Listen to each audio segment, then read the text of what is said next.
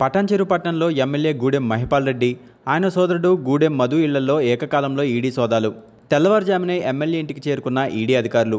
నియోజకవర్గంలో చర్చనీయాంశంగా మారిన ఈడీ సోదాలు. మీడియాను రానివ్వకుండా అడ్డుకుంటున్న ఎమ్మెల్యే అనుచరులు. మీడియా ప్రతినిధుల ఫోన్స్ గుంజుకుంటున్న ఎమ్మెల్యే బాడీగార్డ్స్. పటాన్చెరు నియోజకవర్గంలో భారీగా అక్రమ మైనింగ్లకి పాల్పడ్డారు. 341 కోట్లు చెల్లించాలని అధికారులు మహిపాల్ రెడ్డి సోదరుడు మధుసూదన్కు నోటీసులు ఇచ్చారు. ఈడీ సోదాలు ప్రస్తుతానికి 3 చోట్ల కొనసాగుతున్నాయి. పటాన్చెరు ఎమ్మెల్యే మహిపాల్ రెడ్డితో పాటు సోదరుడు మధుసూదన్ రెడ్డికి పెద్ద మొత్తంలో మైనింగ్ బిజినెస్.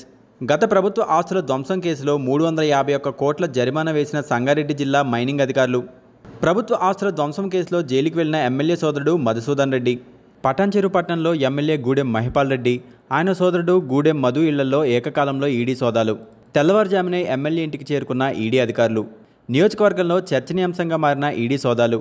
మీడియాను రానివ్వకుండా అడ్డుకుంటున్న ఎమ్మెల్యే అనుచరులు. మీడియా ప్రతినిధుల ఫోన్స్ గుంజుకుంటున్న ఎమ్మెల్యే బాడీగార్డ్స్. పటాన్చెరు నియోజకవర్గంలో భారీగా అక్రమ మైనింగ్లకి పాల్పడ్డారు. 341 కోట్లు చెల్లించాలని అధికారులు మహిపాల్ రెడ్డి సోదరుడు మధుసూదన్కు నోటీసులు ఇచ్చారు. ఈడీ సోదాలు ప్రస్తుతానికి 3 చోట్ల కొనసాగుతున్నాయి. పటాన్చెరు ఎమ్మెల్యే మహిపాల్ రెడ్డితో పాటు సోదరుడు మధుసూదన్ రెడ్డికి పెద్ద మొత్తంలో మైనింగ్ బిజినెస్.